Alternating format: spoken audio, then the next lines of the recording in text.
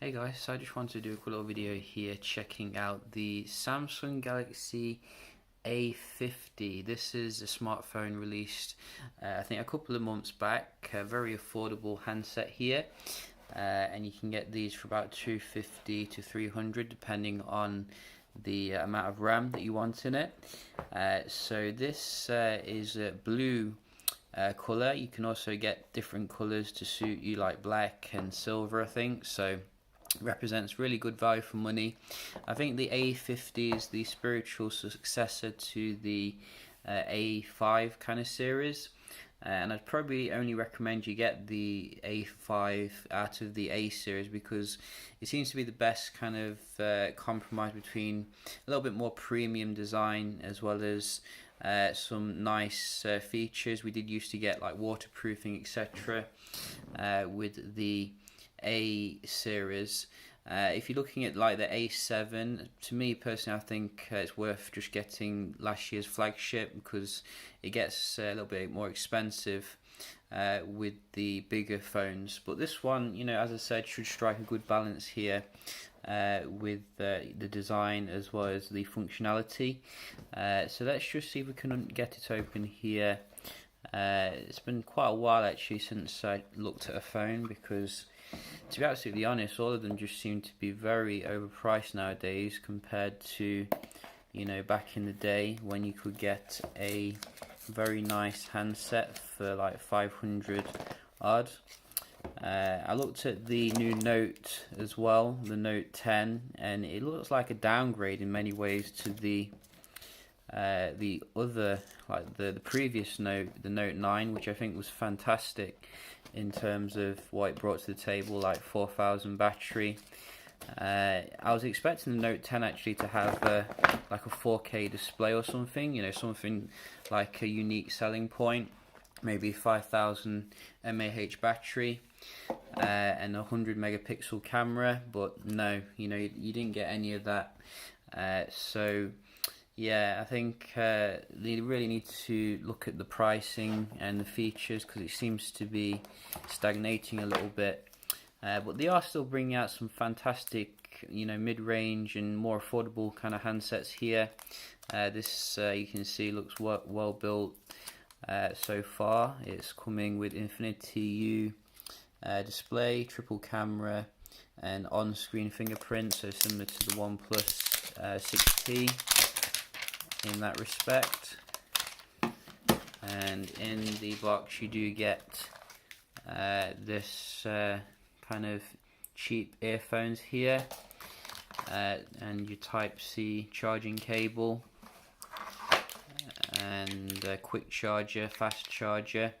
Samsung seems to be really behind when it comes to the charging technology, I have noticed. I think they've really, been left behind by the fast charging of other companies like Huawei. But we're just going to power this up here and have a look at it. So, as I said, been a while since I checked out a phone, but it's kind of like I did say, I had moved on to other things kind of a bit more now, so I will be checking out the odd phone here and there which is affordable and good value. So it'll probably be a little bit more low rent. As you can see, I'm filling off Pixel 3a here, which I might do a video on actually. I've been very impressed with this handset because I was actually looking for a like more affordable kind of handset which would be a little bit better camera than the OnePlus 6T and also a little bit smaller package, and I've been really impressed with the 3A.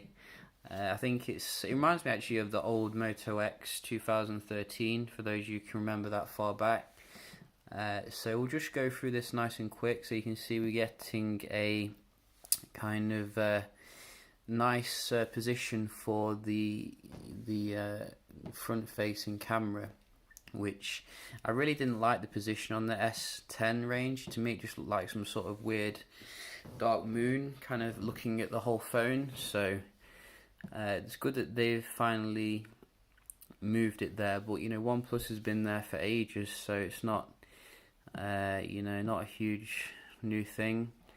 Yeah, face recognition as you can see, which is nice, fingerprints, and the pattern.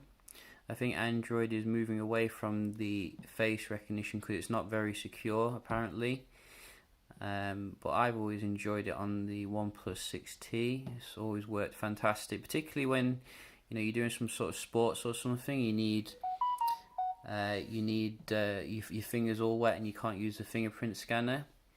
Fantastic display on this. This is very bright, as you can see.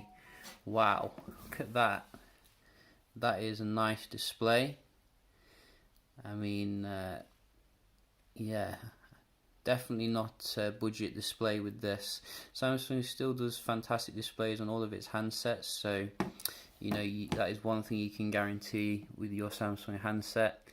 They're still having Bixby, which is quite strange. I don't think anyone really uses that nowadays, but let's have a look at some of the wallpapers. I'll just turn the brightness down a little bit. I don't think the Pixel can handle too bright.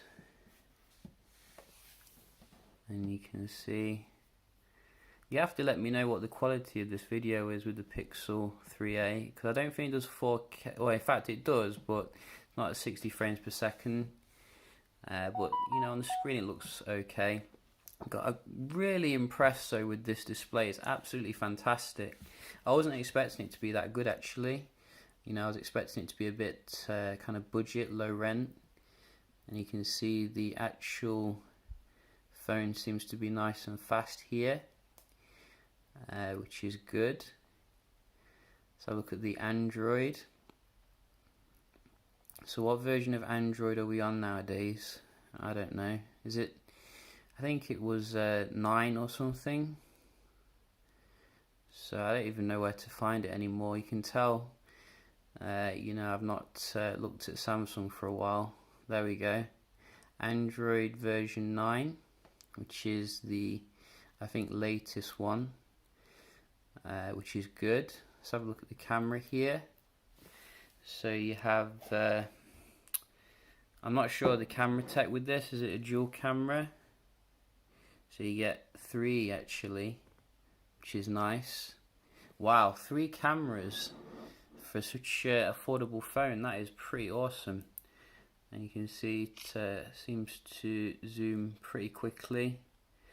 I've always thought that the cameras on the A series tend to be a little bit lame in the past. I thought that they could be better.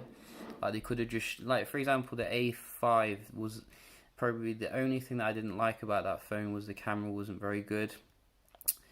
They could have put the S7 camera in there, I think. But you can see, it's decent enough here. It seems to do the job. Let's have a look at the video. So in here we should have the settings, and you do have so resolution only full HD. Some compromises here and there. Don't expect your Note 10 camera to be on this thing, but I think for the price, as I said, you can't really complain here. This is a fantastic value for money. Dual SIM with this one as well, I think. So for those of you who need to put 2 SIMs in there, that is pretty good. And what else is it? Let's have a look. Octa-core processor, 128 gigs of memory, 4 gigs of RAM, 25 megapixel camera actually in this one. So that is pretty nice. So yeah, just a quick unboxing of the Galaxy A50.